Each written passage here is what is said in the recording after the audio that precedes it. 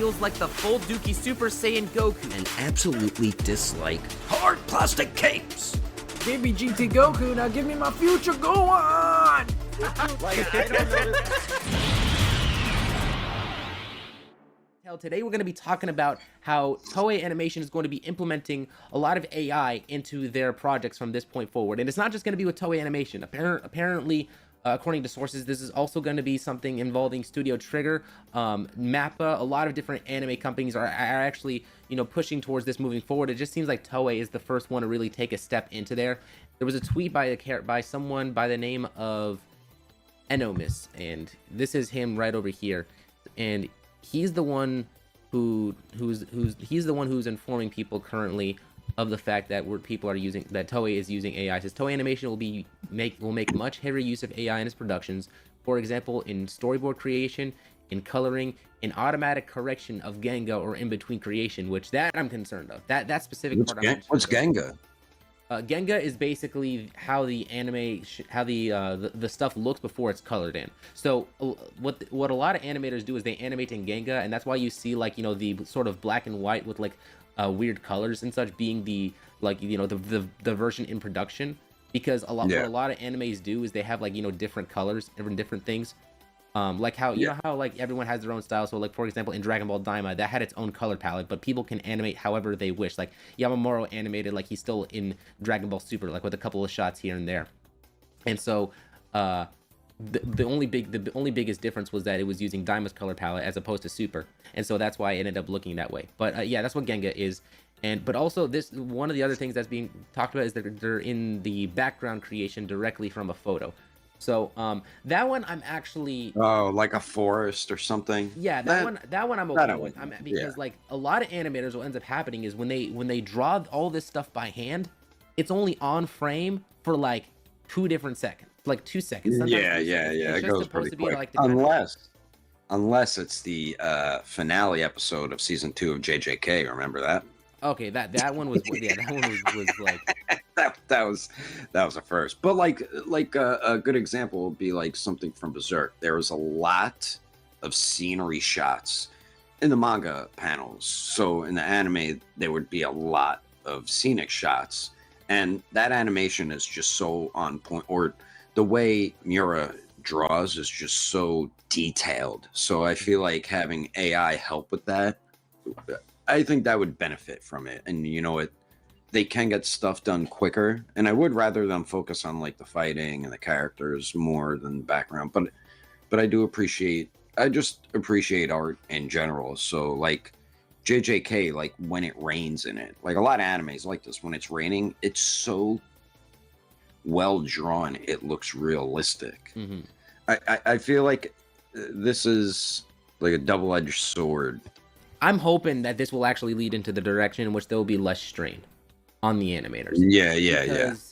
Especially in Mappa. The issue I'm having, the biggest concern I'm having with this is that this actually wouldn't solve the problem. Companies will instead see, oh, well, you have AI, so therefore you have a lot more free time on you. So then they'll make the time constraints even worse than they were before. Just like every other job, just like any other job. Which, if that's the case, that's easier for you. Double your work now. You can't change human behavior if that's going to actually be the case. But in terms of something being less strenuous on the animators, I'm hoping that is, that goes into the positive direction. So this is this is what I was talking about earlier with the guy saying that that people in the comment sections of this tweet were saying that Toei should be boycotted. But what he's essentially saying here was that he mentioned that George Wada, president of Production IG with Wit Studio, confirms the use of AI and that they are collaborating with other companies like Mappa, Trigger, Cloverworks, Comics, Waves Films in that regard. So it's basically, unfortunately, just the direction that a lot of companies are heading. But it seems like, from what I'm understanding here, is that Toei Animation is going to be the first one that actually dips their toes into it fully. It will, now that there's a lot more production into it. And to be honest with you, out of all the companies, Toei and Mappa are the ones that need it, given just how much it's slave work over there to be animating. Something that I'm worried about with AI is that with these companies, it's a business, so they want, I could see them be wanting to cut like budget on like, you know, they want to have to pay animators or video editors if they just have one guy, you know, just looking over the production and like, you know, maybe doing storyboarding and that's it. And so you get rid of a team. Why have a team of storyboarders when you could just have one and then like a very advanced program that allows them to just, you know, do the storyboarding within like, I don't know, like within the given time that you're, you know, putting out. So it's a very dangerous, like I've always stated that I am not a fan of AI. As someone that's an artist and animator myself, I'm not saying AI is totally bad when you use it for minor things, but knowing how the world is going with AI now these days, I mean, just look at recently where in Fortnite, you know, Darth Vader is using AI to replicate James Earl Jones's voice, and people have been recording and showing, like, been able to have him say the most heinous things. Someone who's dabbled with AI, but only for like editing, for like, hey, I'm trying to get the sound off of this audio clip, and this AI program does it within, you know, faster than, you know, me doing it. So that's fine, you know, like for little things like that. But when it comes to, you know, what Toei wants to do is just basically just make these things that require people with actual talent, and, you know, it requires a team. And, you know, I know how Toei's schedules are, you know, how these animation studios schedule. They are very tight. That's why we got the infamous Dragon Ball Super Episode 5. Everyone's favorite episode of Super. Everyone's favorite. But in background creation, I love creating backgrounds, but it says background creations directly from a photo. So that means you just go on location, take a photo, put it through a program, and then done. I mean, there's no like, it's so much better. Man, just I feel like they all you have to do that Chainsaw Man, I think, benefited from the way that they were making all of Tokyo look and Japan look from the pictures, because they did, some of these genuinely did look like real locations. I think I even remember in the ending credits, one of the endings to the show, they had like a stylized ending where they're just filming stuff and like going into the back alleyways of Japan. I mean, so some of them, all you have to do is type something, and then it just generates the picture, and that's it. But the problem is, it's so much better when you see someone is able to recreate that by hand and not by a program. Yeah, you appreciate. There's so much more care and love and creativity when you're doing it yourself instead of just running it through a program or just taking the easier way out. It's lazy. It's also a way for companies to abuse this program, where they don't have to rely or hire people, putting people out of jobs. This is dangerous and scary. No, I will say this though, it's not fully replacing people's jobs. Actually, not yet. Not yet. It's not taking away from the fact that we're having actual. They're going to absolutely need genuine animators to perform to consistently put out a level of quality, like with Demon Slayer, like with Attack on Titan.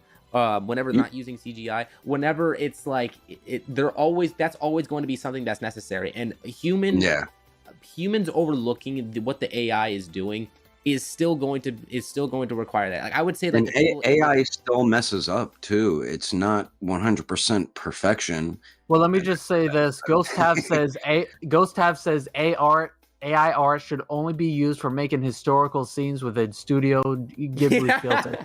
That is plagiarism. The chairman, Hayao Miyazaki. Yeah. Mm-hmm. So I think he when the whole AI Studio Ghibli filter was, you know, trending, he came out and said that this was basically, he said something like how it's like disrespectful to his craft. How it's basically just like a cheat sheet to something he was trying to, his skill of like trying to like, you know, get this, you know, his style of the anime, and it's just like, oh, something that was years of hard work is just replicated within like a minute. I think it's just disrespectful. I think it's just like, I understand AI can be used to make funny memes and stuff like that, but what you don't understand is that you are feeding into the dangers of how this AI can be used against artists animators, people who do this for a living, people who this is all they have, you know? And I've seen people say, oh, well, now it's time for them to get a job. AI should be used in small amounts. And the fact that, you know, there's like filters and, you know, programs out there where it's like, hey, look, we took our wedding picture and turned it into the Dragon Ball Z art. Screw you, Toriyama. Like, you're basically...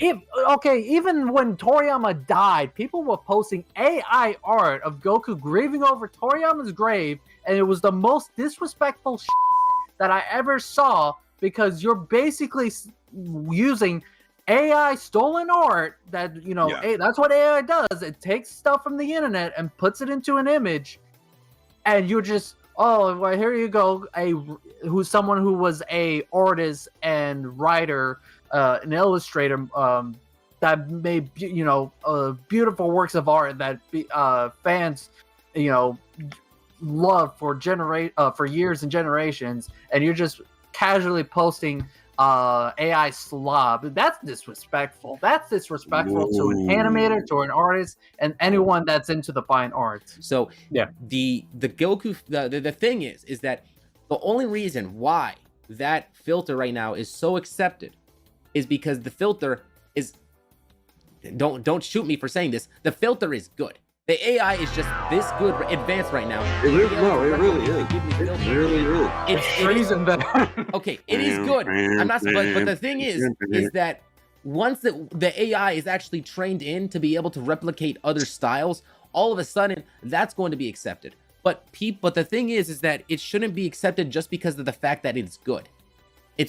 And the thing is that I don't see it necessarily as like whether we like it or not, AI is going to be around. It's going to replicate styles. I think that there is a sense that it being a case where Lagoshav is right. Like, as long if they're not making a profit off of it, then this is okay. But unfortunately, this is the real being trained to if the AI, what they're doing is they're using it to be trained to correct the model so that they're on model with that type of thing, with actual like humans overlooking the system to help out with production, then okay, I think that is all right. It just depends on what it is that they have the AI trained to replicate from.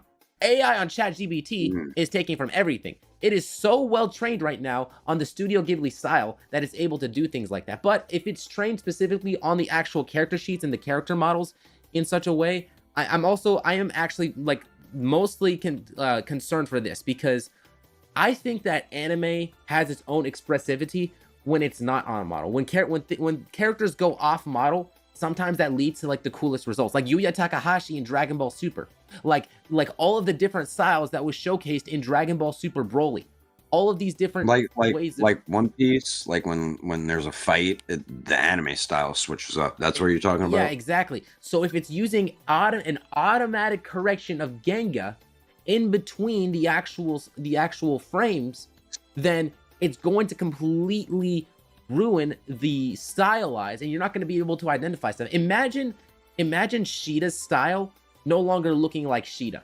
I mean, the way that the frames are going to move, you can definitely tell it's Sheeta, but it's probably not going to be like in his, you know, super like fluid motion in or like exaggerated mouth flaps in the way that he does stuff. Yeah.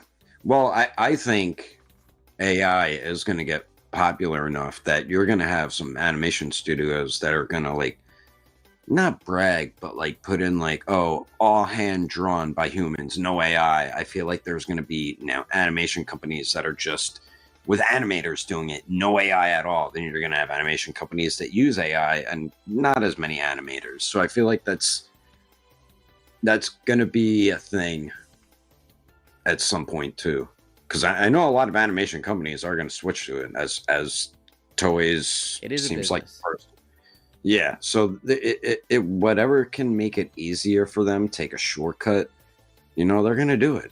And if they can cut costs when not paying animators, they're going to do it. Big name companies do not give two shits about you if you work for them. I've learned this in my life. They do not give a god about you. All they care about is making their money, advancing, making more money, keep leveling up and making money. That is all they care about. They don't care if one of their animators like gets unalived. You know, they don't care. They just want. Sorry. No, go ahead. Continue. I did not mean to interrupt. No, I'm just saying they just want to make money, and they're just greedy corporations, and that's all they care about. And at the end of the day, so that there's not too much you could do about it. Yeah. Go ahead, Frieza. Now here's the question: is that do we actually know the person who is responsible for creating AI, or is it just like a company? I think it's this woman, and she's like a multi-billion or millionaire now. Okay. I could be mistaken, but from what I've seen, that's who I believe it is. Do you think that she's like involved, like thinking, imagining what she's done, like how Oppenheimer was after creating the nuclear bomb? No, maybe. I don't think she's probably like, oh, I don't give a as long as I get paid, as long as my bank account's full. Probably. Yeah, as we said many times on the podcast, money sadly truly does rule the world. And it's a sad thing, but yeah, these big name companies aren't going to give a damn if they would prefer to cut employees to use an advanced program with AI to help get their stuff done quicker, faster. Just think about it. So say you're doing the anime, how long would that take to do a whole episode compared to AI, you know? So if they can cut half their employees and just have the other half overlook this stuff, you know, retweak some things here and there, they're going to do it. They're going to do it. And it's a sad truth, but yeah, unfortunately. Yeah. And it does seem to be like one of those things where it's a stepping stone. It's a stepping stone into them, like, you know, because I think that if Toei was to just make the immediate switch to AI and fire all their employees, that would just be a horrendous shock. That would be a crazy shock to the entire thing. AI obviously isn't at that point yet where it can completely, like, thankfully, it's not at the point yet where it can completely replace the work of animators.